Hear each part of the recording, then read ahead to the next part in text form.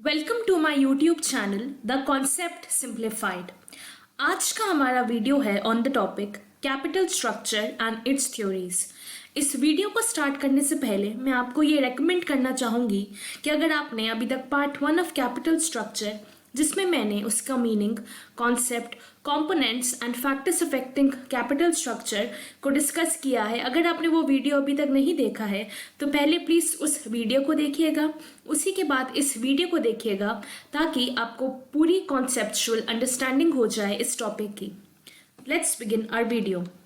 सी, capital structure की mainly 4 theories या models हैं, जैसे कि सबसे पहले है हमारा net income approach, number 2 is net income operating approach, number 3 is traditional approach and number 4 is MM approach.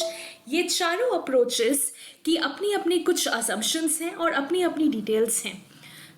इस पर्टिकुलर वीडियो में मैंने net income approach and net income operating approach को डिस्कस किया है। ये दोनों ही अप्रोचेस किसने दी हैं? ड्यूरेंट ने। एक अप्रोच का पूरा कॉन्सेप्ट इस बेसिस पे है कि value of the firm depends on क्या cost of capital and capital structure. दूसरी अप्रोच जो कि नेट इनकम ऑपरेटिंग अप्रोच है, वो कहती है कि value of firm does not depends on cost of capital and capital structure. ये इन दोनों का मेन बेसिस है, मेन कॉन्सेप्ट है दोनों अप्रोचेस का। आइए हम इस वीडियो में इन अप्रोचेस की डिटेलिंग करते हैं। सबसे पहले इन अप्रोचेस को स्टार्ट करने से पहले दोनों ही अप्रोचेस में कुछ कॉमन अजम्पशंस हैं। दोनों ही अप्रोचेस कुछ अज्यूम करती हैं कुछ फैक्टर्स को, यहाँ पे मैंने उनको नोट डाउन किया है। सबसे पहला अजम्पशन है कि there are only 2 sources of finance, debt and equity. मैंने अपनी प्रीवियस वीडियो में डिस्कस किया था कि कैपिटल स्ट्रक्चर के 2 कंपोनेंट्स होते हैं, borrowed funds plus shareholder fund. Borrowed funds में debt, loans, term deposits, term loans etcetera आते हैं और शेयर होल्डर्स फंड में इक्विटी कैपिटल, प्रेफरेंस कैपिटल और रिटेन्ड अर्निंग्स आते हैं। इन थ्योरी में ये अज्यूम किया गया है कि सिर्फ 2 सोर्सेज हैं, debt and equity. Second assumption, there are no corporate taxes. Third assumption, no retained earnings which implies 100% dividend pay out ratio. इसका क्या मतलब है? देखिए, हर एक फर्म कुछ प्रॉफिट अर्न करती है। वो जो प्रॉफिट अर्न करती है उसके पास 2 ऑप्शन होते हैं, या तो वो एज डिविडेंड इस प्रॉफिट को शेयर होल्डर्स में डिस्ट्रीब्यूट कर दे, या दूसरा ऑप्शन ये होता है इस प्रॉफिट को डिस्ट्रीब्यूट ना करे और जितना भी प्रॉफिट है उसको अपने पास रिटेन कर ले, मतलब कि सेव कर ले और आगे इसी प्रॉफिट को वो इन्वेस्टमेंट एक्टिविटीज़ में यूज़ करे। लेकिन इस पर्टिकुलर कैपिटल स्ट्रक्चर की थ्योरी में ये असम्पशन है कि कोई भी रिटेन्ड अर्निंग्स नहीं है, और रिटेन्ड अर्निंग्स अगर 0 है तो इसका मतलब जो डिविडेंड पे आउट हो रहा है वो 100% के मुकाबले है। जितना भी प्रॉफिट फर्म अर्न कर रही है उसको पूरा का पूरा डिस्ट्रीब्यूट कर रही है।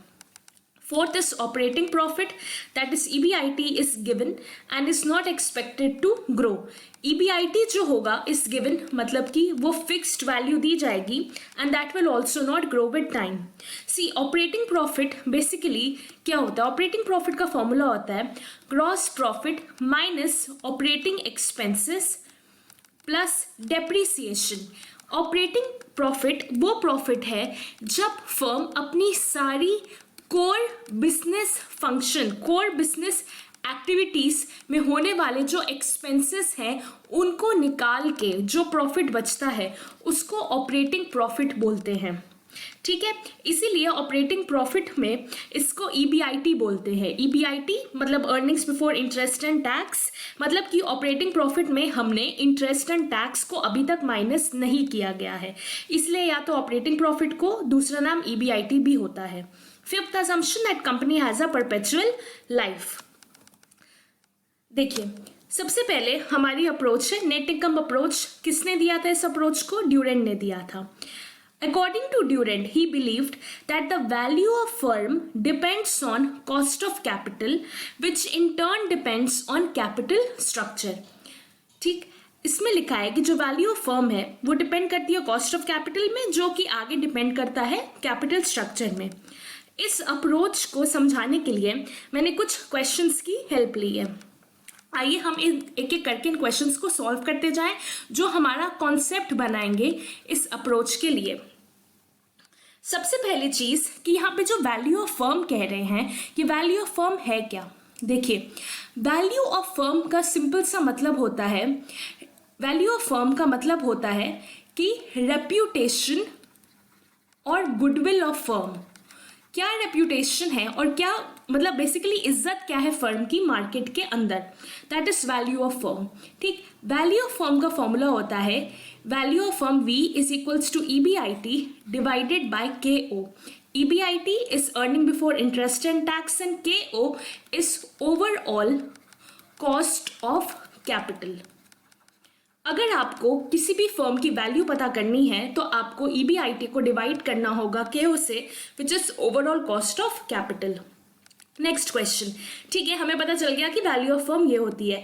अब वैल्यू ऑफ फर्म को डिटरमिन कैसे किया जाता है, कैसे हम वैल्यू ऑफ फर्म को निकाल सकते हैं। इस फॉर्मूला में आपने देखा कि दो पैरामीटर्स दिए हुए हैं, EBIT और KO। देखिए, वैल्यू ऑफ फर्म को अगर हमें निकालना है तो उसमें दो पैरामीटर्स हैं, EBIT जो कि रिप्रेजेंट करता है प्रॉफिटेबिलिटी को, and KO that is overall cost of capital जो रिप्रेजेंट कर रहा है कॉस्ट को। ठीक, अभी हमने अपने पिछले स्लाइड में देखा था कि EBIT कैपिटल स्ट्रक्चर की थ्योरीज में फिक्स्ड होता है, गिवन होता है। इसका मतलब है कि अगर प्रॉफिटेबिलिटी फिक्स्ड है तो वैल्यू ऑफ फर्म को कौन डिटरमिन करेगा, वैल्यू ऑफ फर्म को डिटरमिन करेगा कॉस्ट, बिकॉज कॉस्ट को हम चेंज कर सकते हैं। और यहीं पे हमने अजम्पशन लिया है कि हम प्रॉफिटेबिलिटी जो कि EBIT रिप्रेजेंट कर रहा है वो फिक्स्ड है, उसको नहीं चेंज कर सकते हैं।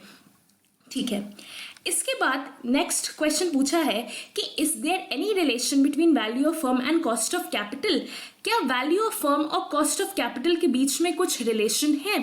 देखिए, हमने देखा कि value of firm is equals to EBIT by KO। ठीक है, अब EBIT तो फिक्स्ड रह गया, चेंज कौन कर सकता है वैल्यू ऑफ फर्म को, KO that is overall cost of capital. एक सिंपल से एग्जांपल से समझते हैं कि क्या रिलेशन है वैल्यू ऑफ फर्म और कॉस्ट ऑफ कैपिटल में।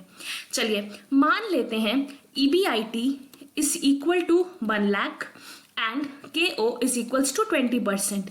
अब इस केस में वैल्यू ऑफ फर्म क्या होगी, 1 लाख डिवाइडेड बाय 20%, जिससे हमारी वैल्यू ऑफ फर्म क्या आई, 5 lakhs।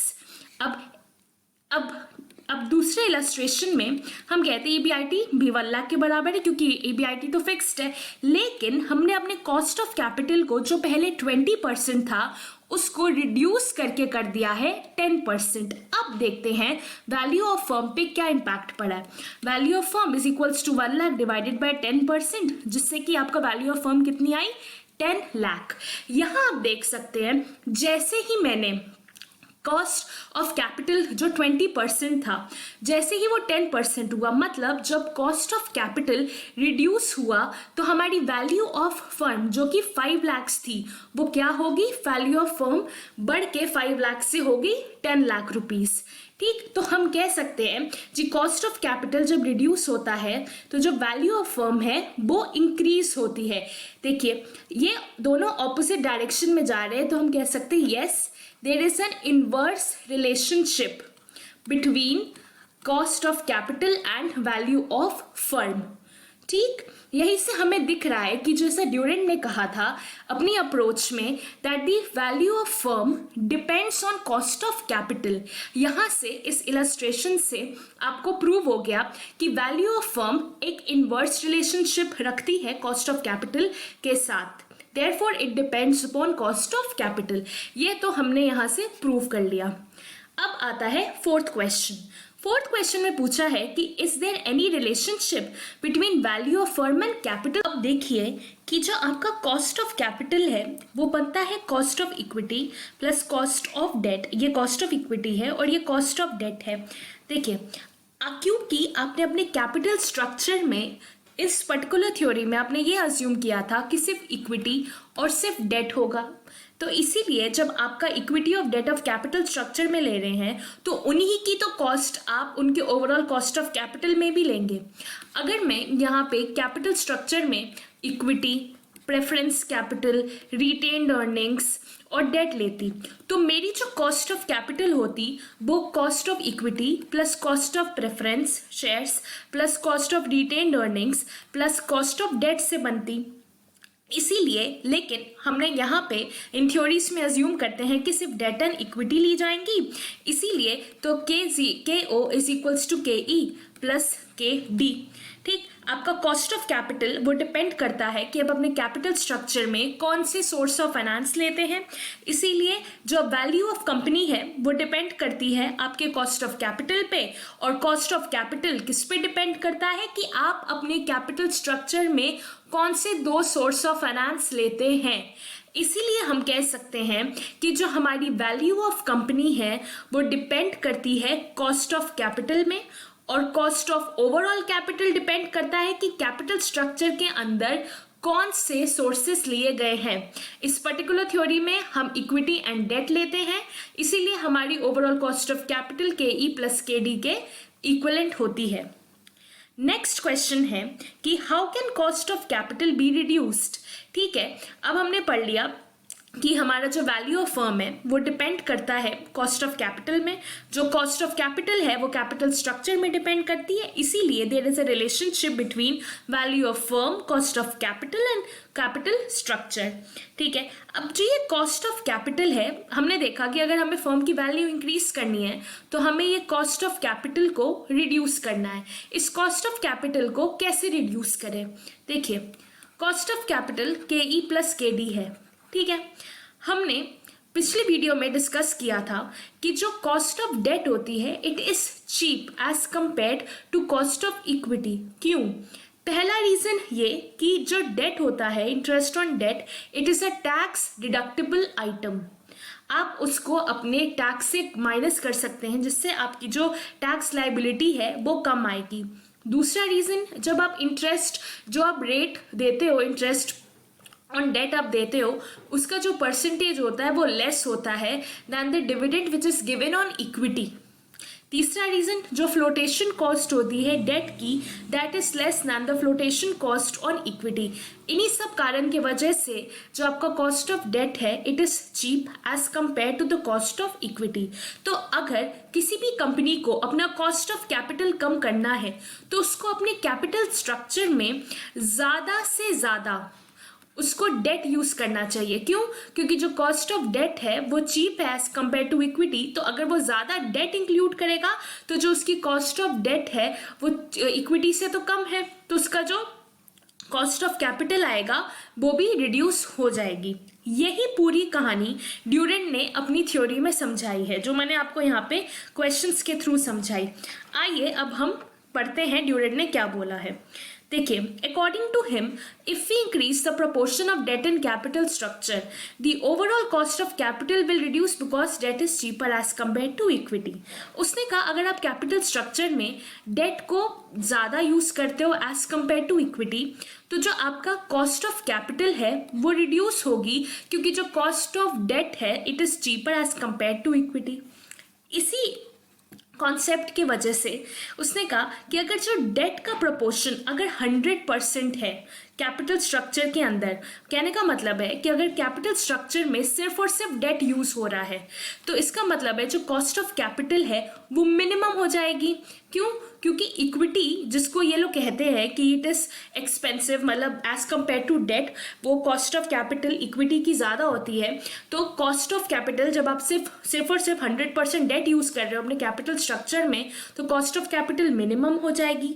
और अगर इसका ऑपोजिट कर देते हो, मतलब कि कैपिटल स्ट्रक्चर में आप 0% डेट यूज़ करते हो, डेट यूज़ ही नहीं करते, सिर्फ आपका कैपिटल स्ट्रक्चर इक्विटी से बनता है, तो आपकी कॉस्ट ऑफ कैपिटल उल्टा क्या हो जाएगी? मैक्सिमम हो जाएगी, अगर उसमें 0% डेट है और 100% इक्विटी है। एक और बात है यहाँ पे, देखिए सारे अजम्पशंस जो उनके कॉमन थे थ्योरीज के बीच में वो तो हमने डिस्कस कर लिए, बट यहाँ पे एक बहुत इंपॉर्टेंट अजम्पशन है जो इस पर्टिकुलर थ्योरी को डिफ्रेंशिएट करेगा नेट इनकम ऑपरेटिंग अप्रोच से। यहाँ पे अजम्पशन है कि जो risk perception of equity share holders का जो रिस्क होता है, it does not increases because of increase in proportion of debt. इसका क्या मतलब है, देखिए जैसे कि मान लीजिए आप इक्विटी शेयर होल्डर एक फर्म के अंदर, और वो फर्म आपको पता चलता है कि ज़्यादा से ज़्यादा डेट यूज़ कर रही है, क्योंकि उसके वजह से उसको अपना कॉस्ट ऑफ कैपिटल कम करना और वैल्यू ऑफ कंपनी इंक्रीज करनी है। लेकिन अगर वो ज़्यादा से ज़्यादा डेट यूज़ करेगी तो उस पर जो इंटरेस्ट देने का बर्डन है डेट का, वो भी तो बढ़ेगा। जब उसको ज़्यादा डेट का बर्डन पड़ेगा तो उसका जो फाइनेंशियल रिस्क है वो भी ज़्यादा पड़ेगा। इसके वजह से इक्विटी शेयर होल्डर्स को डर लगेगा कि अगर ये लोग इंटरेस्ट ऑन डेट नहीं पे कर पाएंगे तो हमारे रिटर्न्स को तो और ही नहीं पे कर पाएंगे। तो जो ये डर है इसी को रिस्क परसेप्शन बोला गया है। लेकिन इस थ्योरी में अज्यूम किया है कि risk perception equity share holders का नहीं होता है जब कंपनी ज़्यादा से ज़्यादा डेट यूज़ कर रही है अपने कैपिटल स्ट्रक्चर के अंडर। ठीक, मतलब यहाँ पे इक्विटी शेयर होल्डर्स को कोई डर नहीं लगता, चाहे जितना ज़्यादा डेट यूज़ करे कंपनी उसको कोई फर्क नहीं पड़ता है। ये नेट इनकम अप्रोच का अजम्पशन है। आइए देखते हैं कैसे ये अजम्पशन दूसरी अप्रोच जो कि ड्यूरेंट ने ही दी थी, that is net income operating approach, में कैसे डिफ्रेंशिएट होता है। देखिए net income operating approach second approach है जो हम डिस्कस करेंगे, इसको भी ड्यूरेंट ने दिया था, और ये ऑपोजिट अप्रोच है as compare to the net income approach. यहाँ पे ड्यूरेंट ने फ्लिप मार दिया और उसने बोला कि जो वैल्यू ऑफ फर्म है that is independent of capital structure and also cost of capital. Value of firm को कोई फर्क नहीं पड़ता कि कॉस्ट ऑफ कैपिटल क्या है, कॉस्ट ऑफ कैपिटल से फर्क नहीं पड़ेगा तो उसको ये भी नहीं फर्क पड़ेगा कि कैपिटल स्ट्रक्चर में कॉम्पोजिशन क्या है। इसको हम समझते हैं यहाँ से। देखिए ऐसा क्यों होता है। इनिशियली तो वही नेट इनकम अप्रोच का रहता है कि अगर आपका कैपिटल स्ट्रक्चर में ज़्यादा डेट यूज़ करोगे इक्विटी के मुकाबले तो आपकी जो कॉस्ट ऑफ कैपिटल है वो फॉल होगी। क्यों? क्योंकि आपका जो कॉस्ट ऑफ डेट है it is cheaper as compare to the cost of equity. Initially तो यही होता है कि अगर डेट यूज़ करते जाओ ज़्यादा कैपिटल स्ट्रक्चर में, उसके वजह से आप अपनी कॉस्ट ऑफ कैपिटल को रिड्यूस कर लो। लेकिन अब आप यहाँ देखिए कि जैसे और डेट का प्रोपोर्शन कैपिटल स्ट्रक्चर में यूज़ होगा तो कहीं ना कहीं जो इंटरेस्ट बर्डन है डेट पे वो भी इंक्रीज होता जाएगा। जब interest burden on debt increase करेगा तो फाइनेंशियल रिस्क भी इंक्रीज करेगा। फाइनेंशियल रिस्क तो तभी अराइज होता है जब कंपनी का interest burden on debt increase होता है, और जैसे ही फाइनेंशियल रिस्क इंक्रीज होगा जो इक्विटी शेयर होल्डर्स हैं उनका जो रिस्क परसेप्शन है, रिस्क परसेप्शन जैसे मैंने आपको बताया था अभी, रिस्क परसेप्शन मतलब कि ये डर कि क्या उनको रिटर्न्स मिल पाएंगे, क्योंकि कंपनी ने इतना ज़्यादा डेट ले लिया है जिसके वजह से उनको इंटरेस्ट उतना ज़्यादा पे करना पड़ेगा।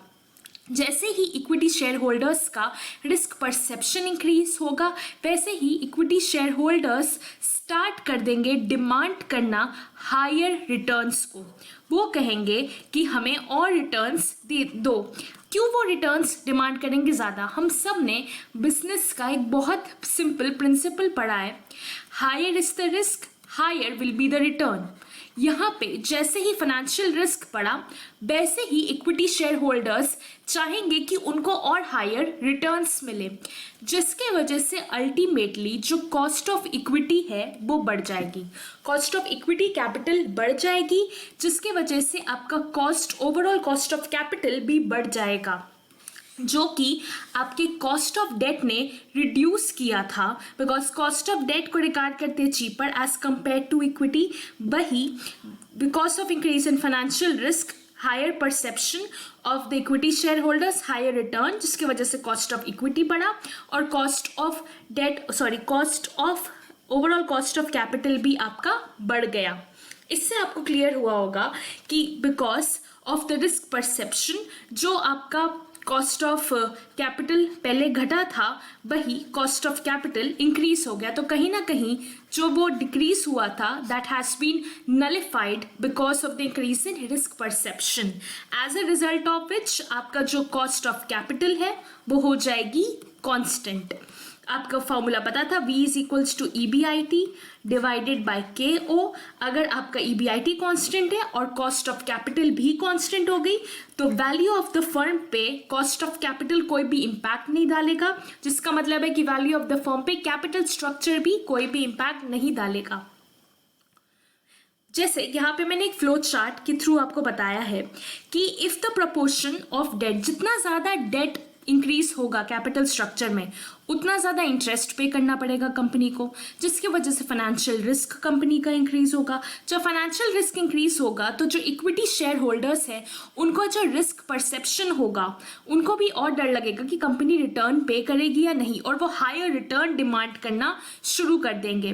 वो हायर रिटर्न डिमांड करेंगे जिसकी वजह से आपका कॉस्ट ऑफ इक्विटी कैपिटल बढ़ा, जो रिड्यूस कर देगा, जो एक्चुअली नलिफाई कर देगा, मतलब ज़ीरो कर देगा जो भी कॉस्ट ऑफ डेट ने रिड्यूस किया था, जिसकी वजह से आपकी जो ओवरऑल कॉस्ट ऑफ कैपिटल है वो हो जाएगी कांस्टेंट एंड सेम।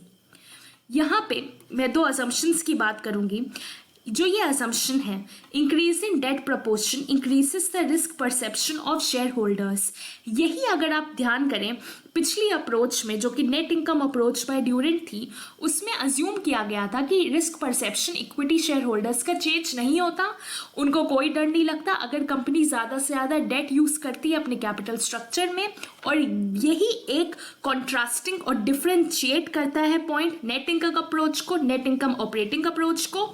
इस अप्रोच में ड्यूरेंट ने यह अज्यूम किया कि हाँ, जब आप ज़्यादा डेट यूज़ करोगे अपने कैपिटल स्ट्रक्चर में तो जो इक्विटी शेयर होल्डर्स हैं उनका रिस्क परसेप्शन इंक्रीज करेगा। दूसरा असम्पशन जिसके वजह से overall cost of capital remains constant, मतलब कॉस्ट ऑफ कैपिटल कांस्टेंट रहेगी, तो जब cost of capital he constant रहेगी तो वैल्यू ऑफ द फर्म पे कोई इम्पैक्ट नहीं डालेगा। ओके फ्रेंड्स, अब यहाँ पे कुछ प्रैक्टिस क्वेश्चंस दिए गए हैं, चलिए इन्हें डिस्कस करते हैं। Which of the following is not an appropriate approach to the capital structure? A, MM approach, ये तो पार्ट होती है, net operating income approach भी पार्ट होती है, and net income approach is also an approach to capital structure. Gross profit approach is not a part, and यहाँ पे पूछा ही गया है कि कौन सी ऐसी अप्रोच है जो is not an approach of capital structure. Question number 2, which of the following is an implicit cost? Implicit cost का मतलब होता है implied cost या जिसको हम कहते हैं हिडन कॉस्ट भी। ठीक, जब आपका डेट इंक्रीज करता है तो उसकी एक हिडन कॉस्ट होती है कि आपकी इक्विटी शेयर होल्डर्स स्टार्ट करते हैं डिमांड करना हायर रिटर्न, जैसे कि आपने नेट इनकम ऑपरेटिंग अप्रोच में देखा, वो हायर रिटर्न डिमांड करते हैं जिसकी वजह से cost of equity capital increase होता है और आपका कॉस्ट ऑफ कैपिटल भी इंक्रीज होता है, जिसकी वजह से कॉस्ट ऑफ कैपिटल जो कि पहले रिड्यूस हुआ था कॉस्ट ऑफ डेट की वजह से, वो अब हो जाता है constant. Answer will be here, option number D.